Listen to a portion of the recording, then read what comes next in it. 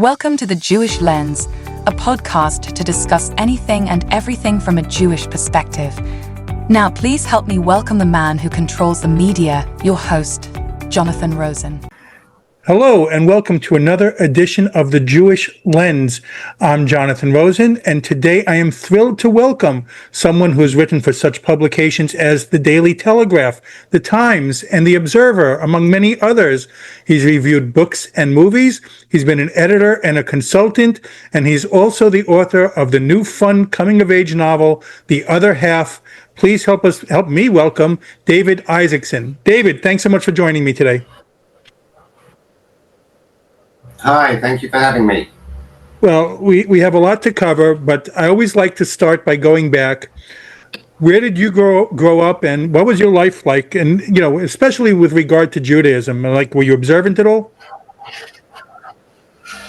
No, I come from quite a secular family. So what that meant was going to shul twice a year, not keeping kosher at home. But most significantly, we lived in a very non-Jewish part of London, a suburb in the southeast. But that was where my father, who was a doctor, got his practice, so that's why they moved there. Which area in London? It's called Bexley Heath. It's a suburb in Kent, southeast, in London. I haven't been in London in many years. I loved it there. I don't know that area, but I did enjoy when I was there. But I'll talk about that more after. So I wanted, were you a big reader as a kid? What were some of your books? Yes, looking back, it's amazing how much I read as a boy, especially compared to today, when it seems that people don't read so much, especially great literature. I mean, I was thrilled to discover great writers. What were some of your favorite books? Kafka. Well, also at school where we studied English literature, E.M. Forster's Passage to India made a big impact on me. And Thomas Hardy, Jude the Obscure was terribly depressing. That probably contributed to my depression as a youth. But I took books seriously, as the characters in my novel do. That was one of the same. I mean, that was one of the treats that my dad we would go to, like, the mall. We would stop at the bookstore. And, I would get a book. That was one of the treats that I had, too. So we have very much that in common. I don't know if I read A Passage to India as a kid, but I read... Well, I don't know how many British guests you've had on the show, but... Quite a few, yeah. So I've had from all over. Teach you. Excellent. Well, in the States, I'm sure you read more American novels, and here, obviously, more British ones. One of the books that one of my favorites as a kid, which, because I lived in Israel at the time, so there was a lot of British influence there with the Narnia series. That was one of the things that I loved as a kid, because the whole thing, all the 7 books. Right. Yes. So when did you first start taking an interest in writing, and even more, when did you first start realizing that you had a talent for it? Well, I was 5 when I first thought I wanted to be either a writer or an actor. Oh, really? Okay. And I think the two have quite a lot in common. Absolutely. You're hiding yourself and revealing yourself at the same time, but the acting didn't work out. Not. Did you take acting? Did you take acting also as a kid? No, not only in school productions. Okay. But even that was enough. Too much collaboration with too many lovies, or lovey wannabes at that stage, thespians as they imagined they would be. So, and especially how much I read, writing was always going to be interesting. It was either a case of trying to write something philosophical or something something fictional too in my other half. So when were you encouraged to write in school? A teacher noticed, or you just like doing it on your own? There wasn't very much creative writing being taught at that stage. It was only studying great literature. So I think in the States there's probably more of an emphasis on creative writing, and there might be more so here now. But at the time there wasn't really. And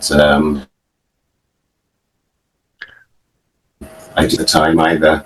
So I suppose journalism was the thing. I didn't know any other. None of my friends from school or university became journalists.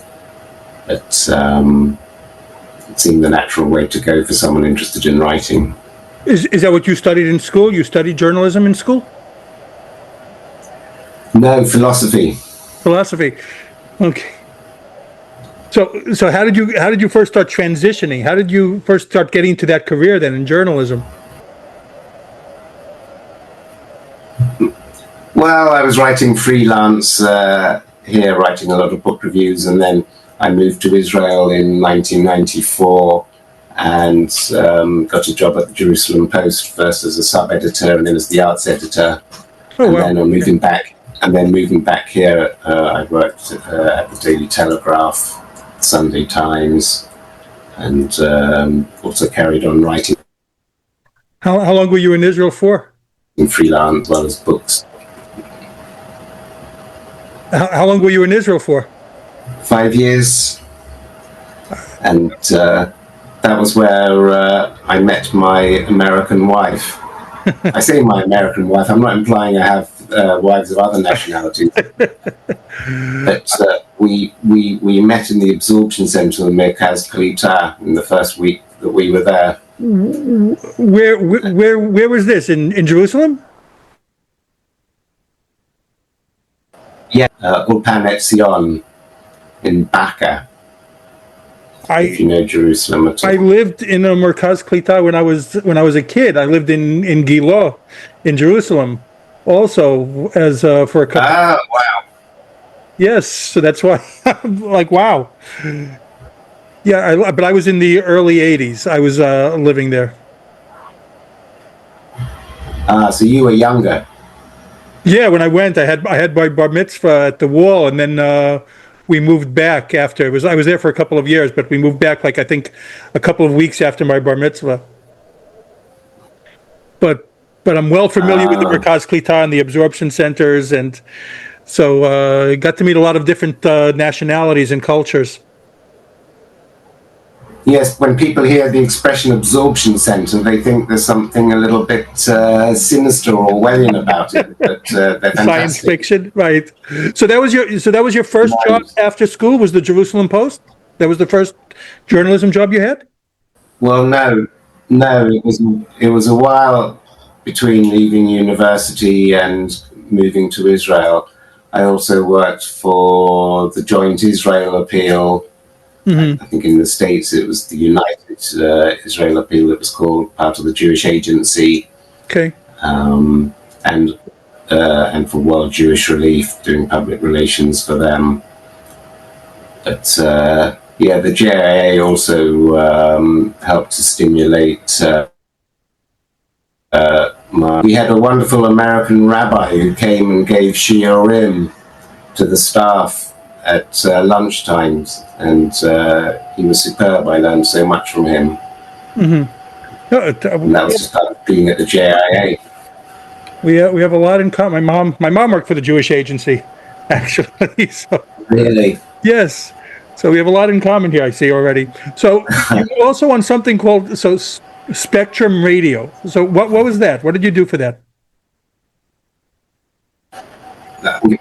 I think it was quite a short-lived local radio station in northwest London. That was just before I made Aliyah. So I went to talk about going to live in Israel. But one of the things that surprised me at the time was I had a colleague at World Jewish Relief. In fact, she was my boss, and she was a rabbi. And she thought it was so virtuous. She thought it was so virtuous to go and make Aliyah. And I I'm saying I'm not doing it to Israel, and that's the reason for doing it, you know. Right. So one of the things that I see about you, which I love, and being a big fan of pop culture myself, and I always wanted to do what you did. You did a film review. So how did that come about for you? Well, I used to be quite obsessed with movies, Okay. so writing about books is quite natural to. And when I was a student at university, the very first thing I did on my first day, this is at Sussex University here, was to get a job in the local art cinema, which meant that I could get in free. So I virtually lived there. If there was a double bill, I'd see both films and then maybe stay again for the first one again, this type of thing.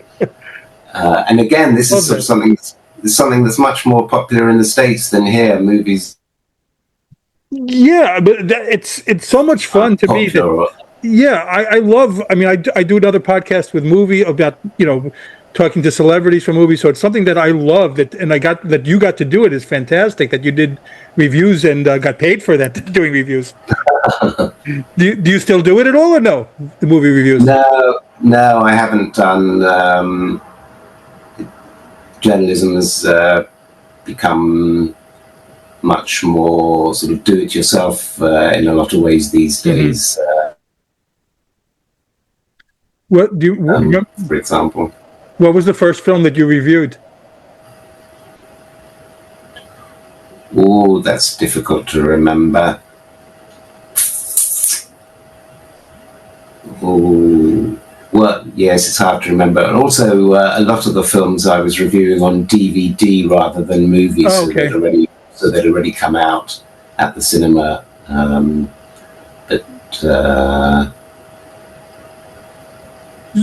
So, yeah. Well, I'm curious about something because you did reviews for these big papers or these big, publications. So has there ever been a time that where people involved in the film that you reviewed contacted you directly to complain about something that you said? The best example of that I had, if you don't mind me going slightly off the subject, it wasn't it wasn't a movie review. It was when I was at a biography of Abbie Hoffman. Oh, okay. And this biography was fairly scathing about him, the sorts of things that he got up to long after 1968 when he was on the run. So I was fairly critical of him in my review of the biography. Mm-hmm. The relevant editor then gets a letter from an outraged reader saying, "Who is this David?" And the idea of the reader was that I was completely the wrong person to be reviewing this book. So at the bottom of this letter that the editor published, he put editor's note: David Isaacson has attended 19 Grateful Dead concerts and used to have shoulder-length hair. That's great. I'm proud of being to 19 Grateful Dead concerts as a Brit because they didn't play here very much. They didn't come much. So I had to come. You had to come to the States to see it, to see them. States. So has anyone the same type of question though? Has anyone ever tried to curry favor for you from any of your book or film reviews to give a good review? No. Now, recently, with my novel, it's been a thing that to be in touch with other writers and to exchange reviews of books. Right. The implicit understanding being that you like the patient yet, where neither party has liked the book. But that's quite nice. So okay, you've done so many different things, part of which includes art, you're an arts columnist, you're a jazz columnist as well. So I'm just curious now, so what is going on in the arts and entertainment scene in London now? Anything like special going on there? Oh, I'm a bit past my use by date Okay. So, on that front happening now. I'm not really working as a journalist, but just from what one reads, there's terrible anti-Semitism in the arts world. I was just about to ask you about days. that. Yeah, I was all right. So yeah, let's talk about that because I was just about to ask that. Like I said, I was in London. The last time I was in London was like 25 years ago, and I loved it then. I wanted to go. I always wanted to go back. I haven't been, but I do. But when I see scenes in London now, I can't go on social media without seeing things of anti-Semitism happening there. So I know you don't speak for everyone, but what do you see happening? Like you said you see it in the arts a lot. Do you see it? Is it prevalent? Well, how are things there now?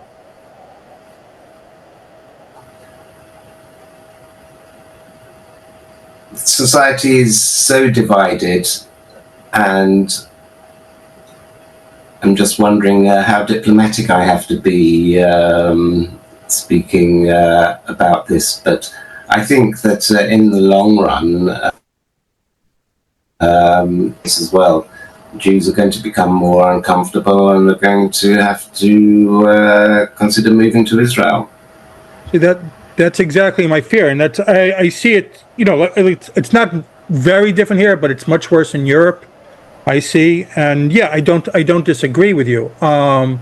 And you kind of just answered my next question because I've had on many people who I've spoken to about anti-Semitism in their fields, and I see it a lot in the publishing industry in different aspects of the arts.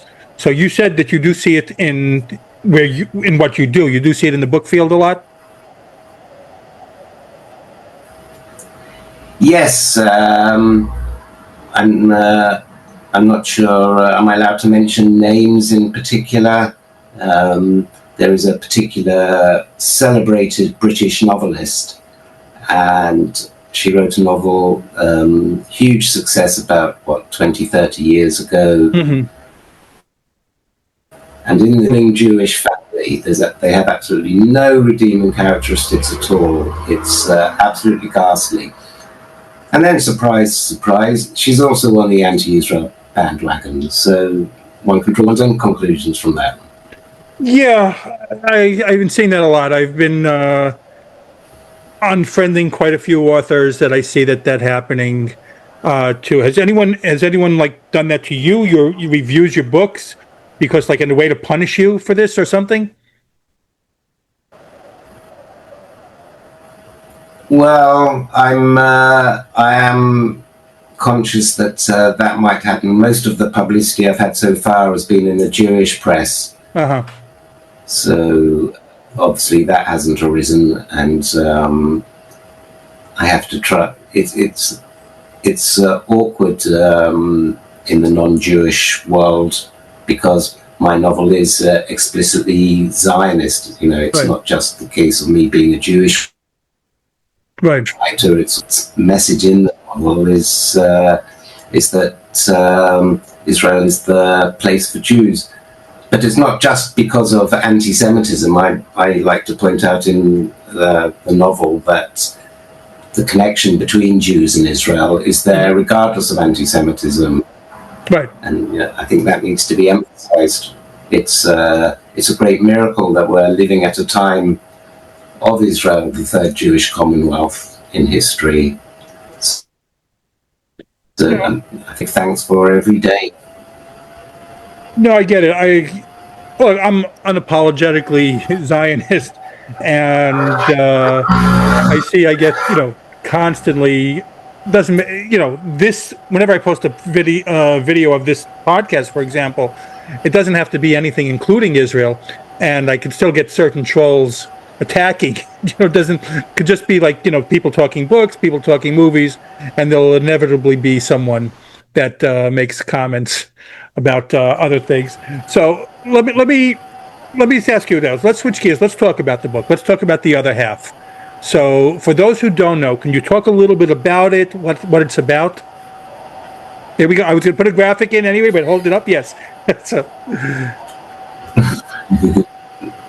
It's a coming-of-age story about a philosophy student who thinks he's some sort of existential outlaw and takes very seriously Nietzsche saying, be cheerful in face of adversity, or the French writer Pascal saying, you have to make yourself stupid in order to grasp the absurdity of existence. This is something that my character and his friends take quite seriously. And but then he discovers that he's not actually who he thinks he is. He's not this existential outlaw. It turns out that he's actually a Jew, and he knew that he was Jewish, was disdainful of that part of his identity. And I didn't want to show him becoming aware of it just through anti-Semitism. There are other things as well.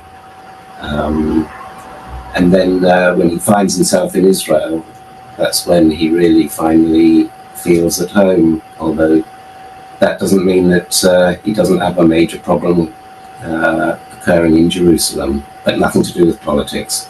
Right. How did this idea first come to you for this book?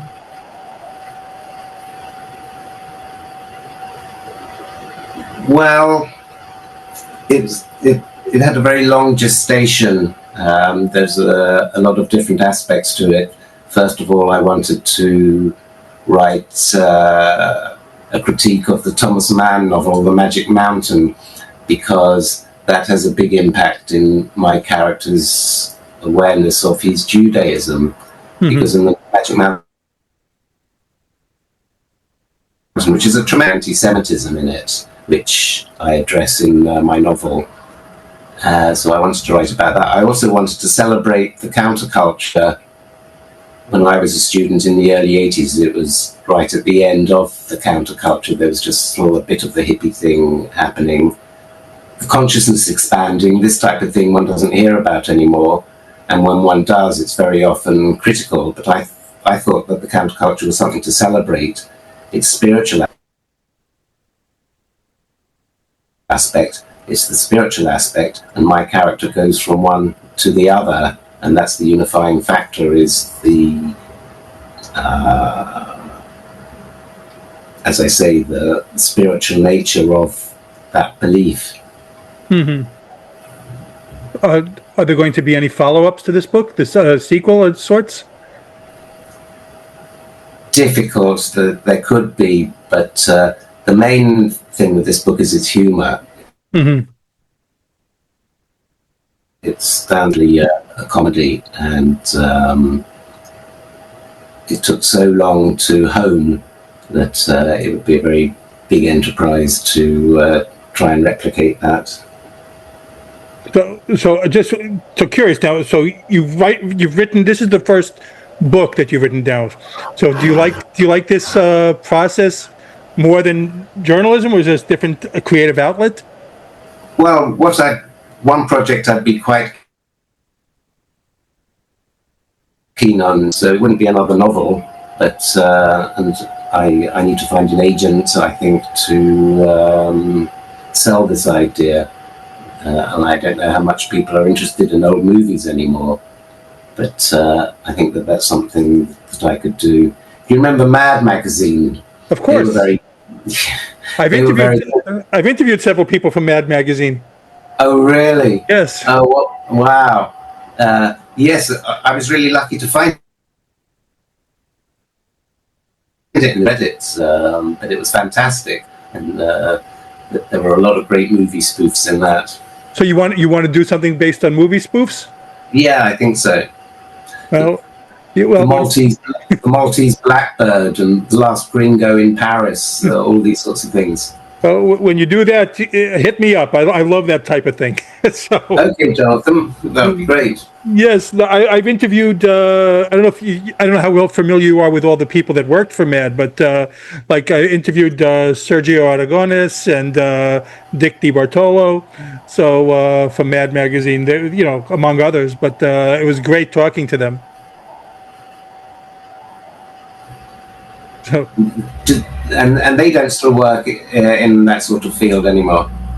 No, they are working, but they're doing kind of other things there a little bit. but it was just such a treat because I grew up on Mad Magazine as well. So what are you Yes. what are you working on next? Well, as I say, I'm planning this book of movie spoofs. So that's going to be the main thing now? I hope so. But meanwhile, I'm also trying to promote my other half. Right. So, and that in itself is quite a job. Well, yeah. Maybe I'll see if I can come over for the New York Jewish Book Festival and we can hook up then. That would be fun. I'm in Florida now, but I'm from New York originally. I know people can't tell from the accent, but I'm from New York. But I'm in Florida now. You're in Florida. My American wife has just returned from seeing her family in Florida. Oh, which part? Near Boca Raton. I'm around 25 minutes from there, so she's. So next time you go, if you go with her, let's meet. Well, last time I was there, I interviewed Carl Hyacin. Oh, nice, very nice. So you do a lot of interviews now too, still for your papers for the magazines. Well, that was a while ago. I haven't been back to Florida for a while, but yes, I think he's the state's writer in residence. Also very funny. Yes, he is. I love his books. So most importantly now, how can people follow you on social media? Do you have a social media presence? Only on Facebook. On Facebook? Well, David, I want to thank you for coming on today. It's been so much fun getting to talk to you. The book is The Other Half. It's a lot of fun. Recommend people going out to get it. My other half, Jonathan. Yes. My other half. Yes, you're right. So yes, everyone should please go get it. And David, thank you again. Thank you, Jonathan. I look forward to hooking up with you. Yes. Well, again, this has been The Jewish Lens. I'm Jonathan Rosen. And again, a very special thanks to David Isaacson. And please like, comment, and subscribe. Thanks for tuning in to The Jewish Lens, where all items used was strictly kosher.